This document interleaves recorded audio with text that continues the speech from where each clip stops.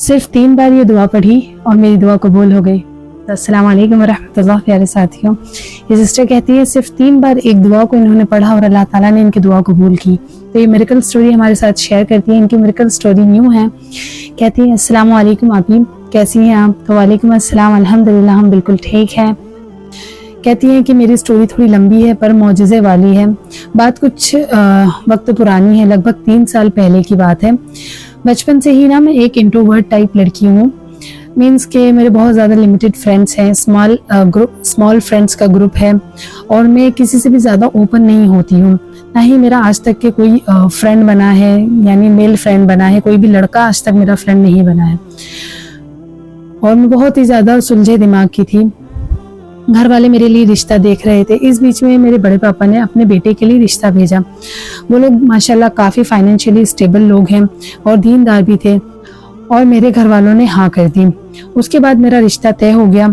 वहाँ से मेरी उस लड़के से बात भी होती थी कॉल पर। काफ़ी अच्छी बॉन्डिंग हो गई हमारी।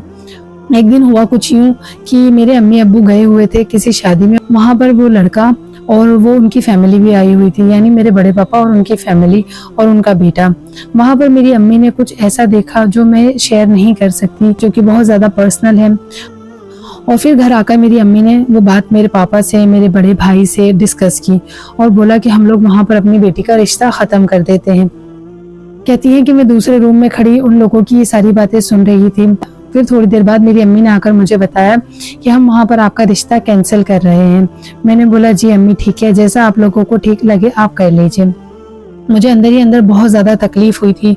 मैंने सोचा था कि मेरे माँ बाप मेरे लिए बेहतर ही सोचते हैं। मैंने वहाँ पर सब्र कर लिया। उसके बाद फिर हमारे रिलेटिव्स में से एक दूसरा रिश्ता मेरे लिए आया और वो लोग भी बहुत ज़्यादा हाईली एजुकेटेड और हाई क्लास थे। एकदम आइडियल फैमिली थी। मेरे अम्मी अब्बू ने वहाँ पर हाँ कर दिया। हमारे दीन में अलाउ है कि शादी से पहले लड़का लड़की एक दूसरे से थोड़ी सी बात कर सकते हैं ताकि वो एक दूसरे को जान सकें। लड़के की फैमिली ने कहा कि लड़का लड़की से फेस टू फेस मिलना चाहता है। यहाँ पर ये सिस्टर ने कहा कि हमारे दिन में ये अलाउ है कि लड़का लड़की शादी से पहले एक दूसरे से थोड़ी सी बात कर सके। तो यहाँ पर इसका मतलब ये नहीं है कि जो कॉल्स पर और चैटिंग में जो बातें होती हैं उस बात का मतलब नहीं है।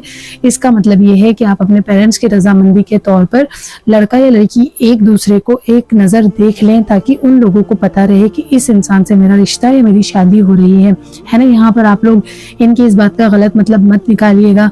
जिनके रिश्ते हो गए हैं वो ये मत सोचिएगा कि इस्लाम ने आपको इजाज़त दी है। अभी जिसके साथ भी आपका रिश्ता हुआ है वो अभी आपका महरम नहीं है, तो उससे चैट्स पे बात करना, कॉल्स पर बात करना ये अभी आपके लिए हराम है। जब आपका उनसे निकाह हो जाएगा तब वो आपके लिए मुकम्मल हलाल होगा। लेकिन एक नज़र देखना, एक दूसरे से थोड़ी बहुत सलाम दुआ कर लेना पेरेंट्स की रजामंदी से, पेरेंट्स के सामने, वो उस चीज़ की इजाज़त इस्लाम ने दी हुई है। ये उस चीज़ के बारे में बात कर रही है। ओके। कहती हैं कि उसके बाद उनकी और मेरी मुलाकात हुई और फिर मैं उन्हें पसंद आ गई, वो भी मुझे अच्छे लगे। उसके बाद मेरा रिश्ता फिक्स हो गया वहाँ पर। कहती हैं कि उसके बाद मेरे दिल में उनके लिए बहुत ज़्यादा फीलिंग आ गई। मैं चाहती थी कि अल्लाह करे कि मेरी शादी वहीं पर हो जाए, इस बार कोई भी तकलीफ, कोई भी परेशानी ना हो। काफ़ी दिन गुजर गए, मेरी शादी वहीं पर फिक्स रही। फिर एक दिन अचानक से उनकी मम्मी का रोते रोते हमारे पास कॉल आया। उनके बेटे की तबीयत बहुत ज़्यादा ख़राब हो गई है।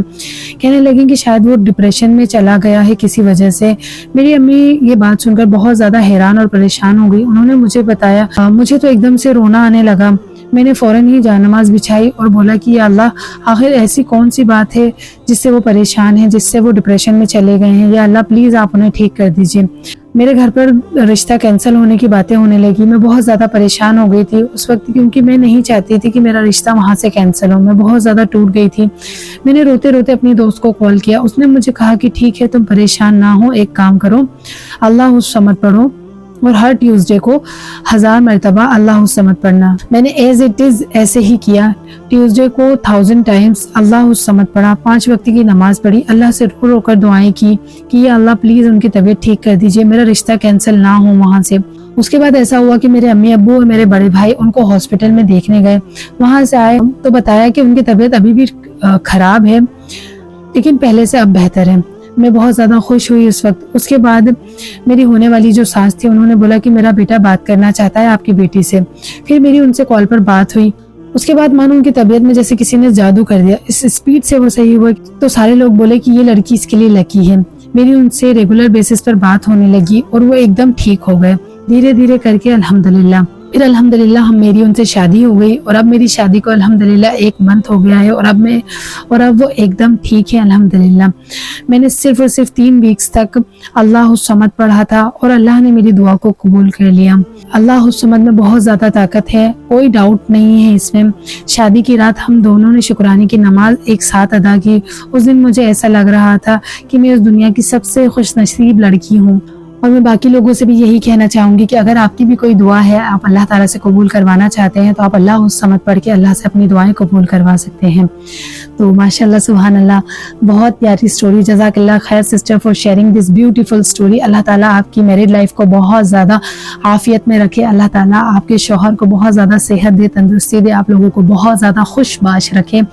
अगर आपकी भी कोई मिरेकल स्टोरी है और आप हमारे साथ शेयर करना चाहते हैं तो मेरी इंस्टा ID डिस्क्रिप्शन में मौजूद है, आप मेरे इंस्टाग्राम पर मेरे साथ शेयर कर सकते हैं। ठीक है, अगर आप स्टोरी शेयर करेंगे तो वो किसी न किसी को उस चीज़ से इंस्पिरेशन मिलेगी। जैसे आज इस स्टोरी से आपको इंस्पिरेशन मिल रही है, तो अगर आपकी स्टोरी किसी के लिए इंस्पिरेशन का बायस बन सकती है तो ये बहुत ज़्यादा आपके लिए बेनिफिशियल होगा, दुनिया में भी आखिरत में भी। कि अगर आपकी स्टोरी सुनकर कोई इस्तग़फ़ार की तरफ, कोई अल्लाह के जिक्र की तरफ आ जाता है तो आप खुद सोचेंगे आपको कितनी ज़्यादा नेकियां मिलेंगी, है ना। तो अपनी छोटी मोटी जैसी भी स्टोरी है ज़रूर शेयर कीजिएगा और होप करती हूँ कि आप लोगों को वीडियोस अच्छे लगते होंगे। जल्दी मिलूंगी नेक्स्ट स्टोरी के साथ, तब तक के लिए फ़ी अमानिल्लाह।